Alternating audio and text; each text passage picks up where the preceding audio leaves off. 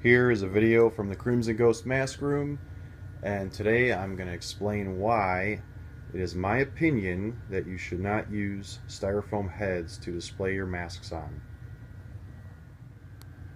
I think everybody I know in the hobby has used these heads over time, including myself, and they're cheap and they're a good way to display things, but what people do not know in most cases is that these styrofoam heads will literally suck the life out of your mask.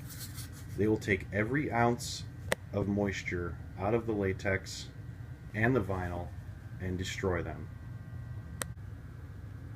These three masks have been on styro heads pretty much most of their lives, for probably decades, 20 plus years.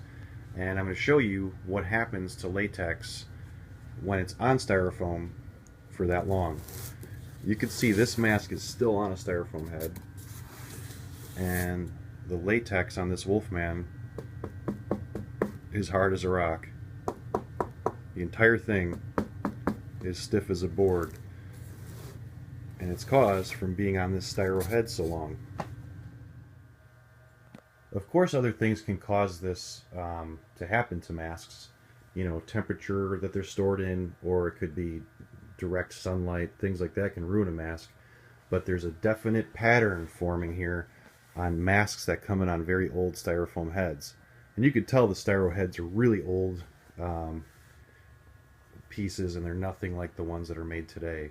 They look really old, they're super dried out, and you know, you can definitely tell that all these masks have something in common, and it's the styrofoam that they've been sitting on. This mask is actually stuck on this styrofoam head. I can't get it off without cutting this foam apart or trying to bust it out. You're only going to risk damaging the mask because the mask is so brittle. So he's going to remain on that head. He's already dried out, and I think he's best just to stay on it. These are a couple of very hard to find Don Post masks from the 70s. Both came on styro heads.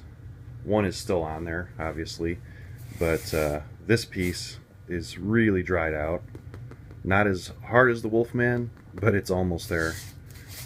The latex is really stiff. And this one was on a really old head. It looked like it was from the 60s, and it's full of just weird holes, like it rotted out all over the mask. So I don't even think you'd waste your time repairing it. It's such a mess.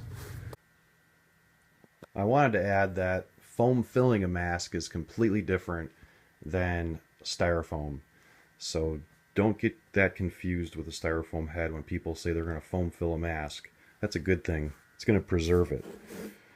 You can see this one's filled with a special foam, but it's two different things, so don't think that's a bad thing, foaming your masks. If the styro heads are all that fit in your budget, then I would at least try and wrap them in plastic bags. You know, 1 or 2 bags over it.